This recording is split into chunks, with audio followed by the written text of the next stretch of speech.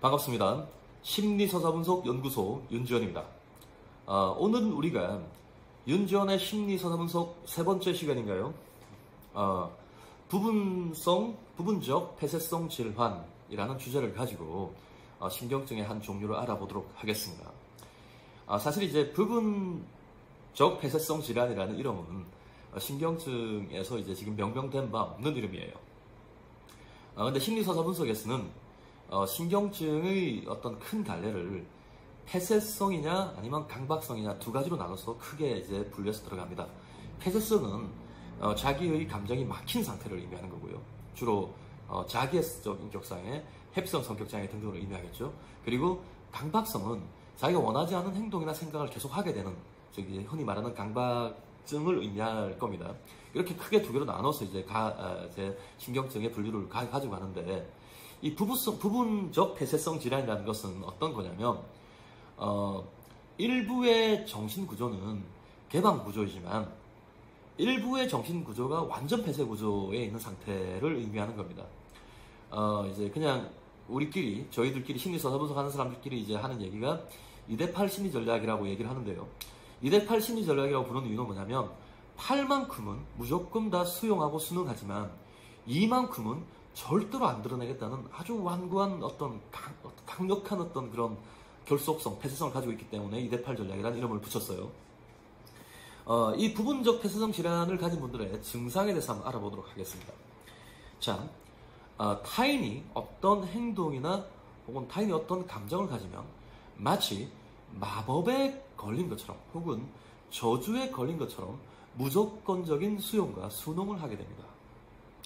그러나 자기의 진심은 허용하지 않죠. 두 번째로, 자기의 진짜 감정과 욕망을 드러내기 힘든 상태에 놓이게 됩니다. 가면을 계속 쓰고 살아가는 거죠. 즉, 제가 이런 걸 말씀드린 2대8 심리 전략으로서 8만큼의 순응과 수용은 거의 자동적으로 일어나고요. 그리고 내면에 숨어있는 2는 그 어느 누구와도 교류가 일어나지 않은 상태. 그래서 그 내면에 숨어있는 2가 자기의 진짜 본질이고 진심인데, 이것을 타인에게 드러내기가 너무나 어렵고 너무나 불편하고 너무나 힘들고, 그리고 8만큼 있는 그것은 어쩌면 만들어진 사회적 전략 같은 건데, 거기에서는 자기가 원하지 않는 만큼의 무조건적인 순응과 수용만 일어나는 상태, 요걸 이제 심리서사 분석에서는 부분적 폐쇄성 질환이라고 부르고 있습니다. 그러니까 폐쇄성 질환은 질환인데 부분적으로만 일어나는 거죠. 이런 경우에 겉으로 보기에 이런 분들은 전혀 문제가 없어 보여요. 심지어 타인들 입장에서는 굉장히 좋은 사람이라는 평을 받기도 될 겁니다. 왜냐하면 뭐든 다 수용하고 순응을 해주니까요. 자기의 손해를 무릅쓰고. 그리고 이분들의 경우에는 순응과 수용을 계속 해주니까 타인들이 자기를 이용하는 것이 너무나 당연한 것처럼 여겨지고, 그것이 그냥 일상처럼 여겨질 가능성이 높을 거예요. 그러다가 타인이 자기에게 조그만 감사라도 보여준다면 이분들은 그 타인을 되게 좋아하게 되겠죠. 이상한 일이 벌어질 겁니다. 원래 그만큼 좋아할 이유는 별로 없는 건데. 좋아요. 어쨌든 이건 좀 파생되는 거고, 원인은 이분들의 마음이 2와 8로 분리되어 있는데, 그 8은 무조건적인 순응과 수용이고 2는 절대 폐쇄 상태에 놓여있기 때문에 그런 겁니다.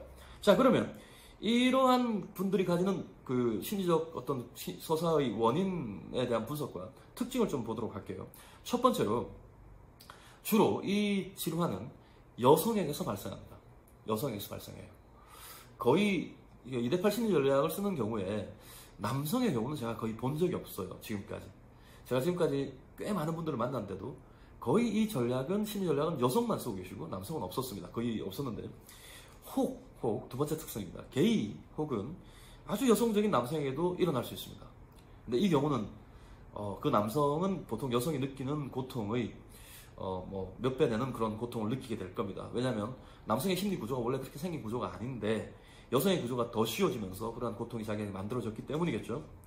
자, 그러면 이러한 일들이 여성에게 주로 일어난다는 것은 여성이 가지고 있는 어떤 사회적 전략이나 언어의 특성, 혹은 또 여성이 가지고 있는 기질적 특성 때문에 일어난다고 우리가 유추할 수 있을 텐데, 보통 이 일은 어머니와 딸 사이에서 생애 초기의 단계에서 만들어지는 경우가 되게 많아요.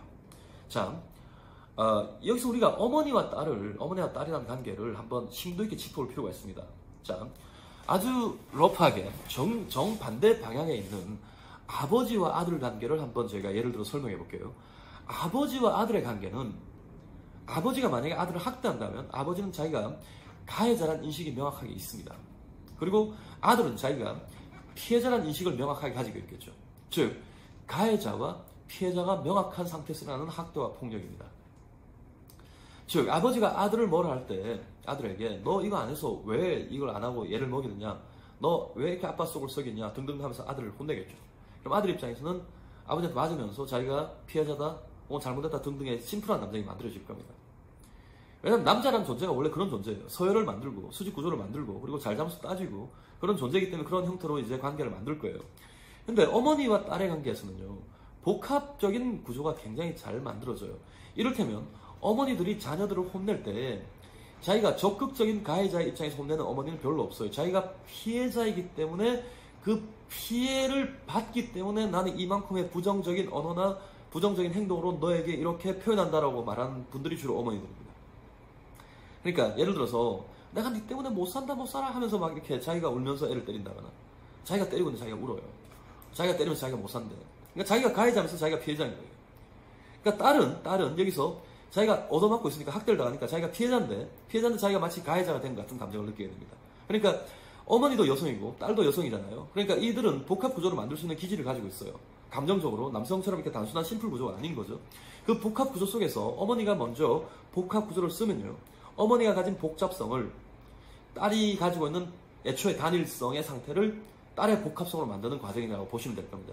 이 얘기가 좀 어렵지만 좀 설명을 해볼게요. 자, 어머니가 만약에 어머니가 가해자이면서 피해자라는 제가 하나의 예를 들었는데, 가해자이면서 피해자인 경우도 있겠지만 사랑하는 척하면서 사랑 안 해주는 사람도 있겠고요. 그리고 또 뭐 냉정하면서 속사랑하는 사람도 있겠고 여러 가지 복합 구조는 있을 수 있어요. 이 2대8 전략에서.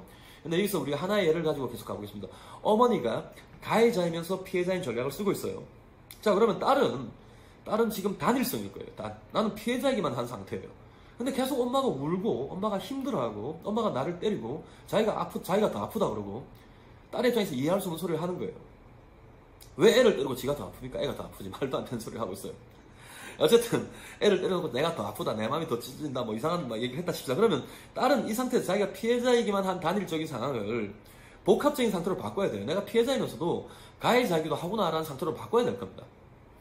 그러니까 사실은 저도 이런, 딸은 아니지만 저도 이런 감정의 어떤 그런 복합성을 가지고 있었거든요. 그러니까 제가 늘 어머니한테 얻어맞으면서도 어머니한테 잘못을 저지른 같은 마음이 제 속에 있는 거예요. 생각해 본다면 그 꼬마아이가 뭔 잘못을 저지르겠습니까? 그냥 태어난 이유밖에 없는데, 그죠? 무조건 수용받아야 될 아이들입니다. 어쨌든 그렇습니다. 그러니까 아까 제가 말씀드린 어머니가 가지고 있는 복잡성이 딸이라는 개체를 통해서 그 단일성이, 딸의 단일성이 복합성으로 바뀌어가는 상태를 의미할 거예요. 이 상태에서 딸은, 그래, 엄마가 말하는 대로 나는 엄마에 대한 가해자이므로 엄마의 말을 내가 할 만큼은 순응하겠어. 근데 나는 엄마의 말을 진짜로 이해할 수는 없고 진짜로 수용할 수는 없으니까 이는 내가 이렇게 딱 가지고 있겠어 라는 형태로 2대8 전략이 만들어지는 거겠죠. 그죠? 그리고 이 상태에서 보통 딸은 엄마에게 사랑을 받거나 지지를 받거나 인정을 받지 못한 상태이기 때문에 아버지와의 관계가, 아버지가 폭력적이든 어쩌든 이상하든 어떤 간에 좋든 사랑을 해주든 간에 아버지의 관계가 어머니의 관계보다 더 가까울 가능성이 높아요. 그러면 아버지와 딸과의 관계가 어머니와 딸과의 관계보다 더 가깝다면 이 상태에서 어머니는 딸을 처벌할 수 있는 처벌권을 갖게 됩니다. 이 처벌권이라는 것은 인간이 가지고 있는 모든 심리서사들 중에서 가장 역동이 강하고 가장 힘이 강한 심리서사 중에 하나예요. 그러니까 딸은 어머니에 대한 이 처벌 공포를 피하기 위해서라도 어머니가 딸에게 요구하는 이 복잡성을 수용해야 되는 거예요. 복잡성. 그러니까 딸은 단일한 상태에서 복잡성을 갖추게 됩니다. 그리고 이제 이분들은 이 일을 드러내면 어머니한테 처벌을 받고 버림받을 것 같은 처벌 공포와 유기불안이 너무 심하므로 자기의 일을 드러내지 않아요. 그 속에 자기 감정과 욕망을, 진심을 숨겨둡니다. 그리고 그것이 어머니에게 갈취당하고 어머니에게 압박당하고 어머니에게 뺏기지 않기 위해서 그걸 딱 숨겨둔 상태로 드러내지 않아요. 이걸 드러내려면 자기는 수치심과 공포심을 각오해야 되는 겁니다. 그리고 이걸 드러냈을 때 자기는 굉장히 좋은 것을 상대에게 준다고 생각하지만 상대 입장에서는 이 감정과 욕망의 농도가 너무 강하므로 이것을 수용하기가 어려운 경우가 되게 많습니다. 그러면 또 이분들은 또 상처를 받겠죠. 내 진심과 어떤 내 욕망이 수용되지 못했다라고 생각하겠지만 사실은 상대가 나쁜 게 아니라 우리 이분들이 드러내는 감정과 욕망의 농도가 너무 진한 거예요. 어떤 것은 너무 진하면 그것을 받아들이기가 상당히 힘들어집니다. 그리고 이분들의 특성, 다섯 번째 특성은요, 나르시스트의 좋은 먹잇감입니다. 왜냐하면 이분들은 거의 처벌공포나 유기불안 때문에 팔만큼을 거의 무조건적으로 수용하기 때문에 무조건적 수용이 있을 때 상대가 좀 괜찮은 사람이면 어느 정도껏하고 가거나 혹은 감사의 표현을 하거나 핑퐁 게임을 만들거나 할 텐데, 만약에 지밖에 모르는 나르시스트라면 이분들의 그 이해 뿌리 지점까지 가서 이분들의 마음을 초토화하려고 할 겁니다. 그러니까 이분들은 자기의 마음이 마치 공공재처럼 그의 나르시스트에서 사용된다고 생각이 될 거예요. 그래서 나르시스트들은 상대가 누구든 2대8 심리 전략이든 상대가 뭐 누구든 간에 자기의 말을 들어주고 자기의 말을 수용하고 자기만 세상의 중심에 있으면 돼요. 특히 외향적 나르시스트, 밖으로 표현된 나르시스트죠, 그죠? 이 나르시스트의 경우는 2대8 전략만큼 좋은 사람이 없죠, 그죠? 그러다가 2대8 전략의 이 지점까지 다다랐을 때 이는 화를 내거나 혹은 그에 대해서 자기가 순응하지 않는 상태가 될 겁니다. 그럼 나르시스트는 오히려 도리어 화를 내면서 왜 나의 말을 순응해주지 않냐 화를 내면서 떠나게 되겠죠. 그러면 2대8 심리 전략은 더더더 큰 상처를 받고 더더더 그 폐쇄성은 더 강하게 이렇게 완고하게 다치게 될 겁니다. 그리고 이분들의 심리적 특성 중 하나는 왜곡된 정의감, 왜곡된 어떤 그 신념을 가지고 있다는 거죠. 그러니까 사람들은 나쁘다, 사람들은 이기적이다, 인간의 감정은 좋지 않다, 인간의 욕망은 나쁜 것이다 라고 세상을 부정적이고 염세적으로 볼 가능성이 높다는 겁니다. 이게 이제 2대8 심리 전략을 가진 사람들의 원인 분석과 특징입니다. 그러면 우리가 마지막으로 이분들을 치료하기 위한 해결책을 좀 봐야 될 텐데요. 사실 심리서사 분석으로 지금 치료하기 매우 어려운 질환이라는 생각을 제가 가지고 있습니다. 지금까지 2대8 심리 전략을 쓰는 분들과 제가 작업을 많이 했습니다만 완체 이런 분들이 많지가 않으세요. 그러니까 왜 그러냐면 사실 2대8 심리 전략이라는 용어 자체를 제가 만들었을 정도로 여기에 대한 이해가 너무 떨어져요. 이분들을 제대로 이해할 수 있는 심리서사 분석가 혹은 정신분석가 혹은 심리상담사가 거의 전무했다고 봐도 과언이 아닙니다. 이런 이름 자체가 없고 이분들에 대한 증상에 대해서 전혀 이해를 못 해주세요. 전혀. 그러니까 저로서도 제가 처음 발견한 어떤 증상이기 때문에 지금 어떻게 이걸 뚫어야 될지라고 이제 생각을 하고 있습니다. 그러니까 원론적으로는 2대8의 일을 뚫고 자기의 진짜 욕망과 수치를 이거 직시하는 것이 이제 필수인데, 이게 어려운 이유가 뭐냐면 이분들이 2대8 전략을 써도 일단 살만한 겁니다. 다른 신경증 환자만큼 절박한 치료의 필요를 못 느끼고 심지어 자기가 신경증 환자라는 생각을 못 가지고 있는 경우가 굉장히 많아요. 자기가 그냥 약간의 타인으로부터, 아까 나르시스트 있죠, 그죠? 로부터 상처를 받았거나 내가 그냥 약간의 트라우마가 있을 뿐이다. 나는 지극히 정상이다. 세상이 너무나 나쁘고 못된데 나는 거기서 유일하게 내가 착함을 지키며 살아가는 사람이다. 근데 왜 나의 일을 건드리느냐라는 확고한 신념을 가지고 있는 경우가 많고요. 그리고 살만하기 때문에 분석가가 만드는 그 텐션, 즉 그 분석상의 긴장감이 잘 안 먹혀요. 텐션을 일반 신경증 환자한테 넣었을 때 그 텐션은 그대로 역동이 돼서 일반 신경증 환자가 자기의 신경증 구조를 뚫는 힘이 된다면 이분들의 경우는 다른 데 가서 그냥 이걸 써버리는 거예요. 그 텐션을 해소해버리는 거죠. 그리고 이분들의 경우는 이미 팔을 가지고 살아갈 때 사회적으로 굉장히 좋은 말을 많이 들은 사람들입니다. 좋은 사람이다. 훌륭한 사람이다. 법 없이 살 사람이다. 그렇기 때문에 이분들의 경우에는 자기가 2대8 전략을 변경할 이유를 전혀 못 느끼고 있는 경우가 되게 많아요.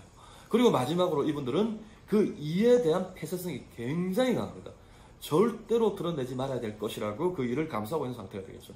여러 가지 이유 때문에 사실상 이 분들이 호소하는 증상이 신경증 중에서 가장 극심한 것은 아닙니다만 이렇게 치료에 불리한 상황에 놓였기 때문에 이분들의 치료가 좀 어렵다고 저는 보고 있어요. 그래서 이분들이 가장 먼저 해야 될 게 뭐냐면, 내가 2대8 심리 전략이구나. 내가 뭔가 이상이 있구나. 내가 지금까지 세상을 탓하고 살아왔고 내 신념과 철학이 맞다고 생각했지만 사실은 내가 잘못된 거구나 하고 하살표를 자기한테 돌릴 줄 알아야 됩니다. 그리고 마지막으로 이분들은 어떻게 치료가 되냐면 자기 감정과 진정한 욕망을 자기가 직시한 다음에, 그러니까 아마 굉장히 그것을 추악하고 더럽고 나쁜 것으로 보고 있을 가능성이 높아요. 그것을 자연스럽게 세상의 모든 사람들과 교류하며 쓸 수 있는 상태. 즉, 팔만큼 다 수용하고 이만큼 화내고 이만큼 고통스러운 게 아니라 내가 그냥 타인과 자유롭게 교류할 수 있는 상태가 되는 것. 그것을 연습과 훈련을 통해서 인지행동 코칭을 통해서 수정할 수 있는 상태가 된다면 완치가 되는 상태일 겁니다. 좋습니다. 오늘 우리는 부분적 폐쇄성 질환이라는 질환에 대해서 함께 알아봤고요. 일명 2대8 심리 전략이고, 자기가 이것에 해당된다고 생각하는 분들은 혼자서 이것을 수정하기는 좀 어려우실 겁니다.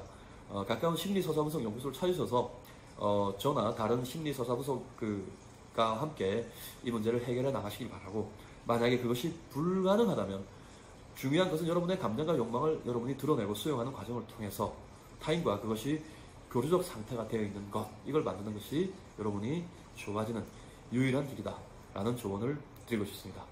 네, 여기까지 함께 해주신 여러분 감사드리고, 다음에는 더 좋은 강의로 여러분을 찾아뵙도록 하겠습니다. 감사합니다.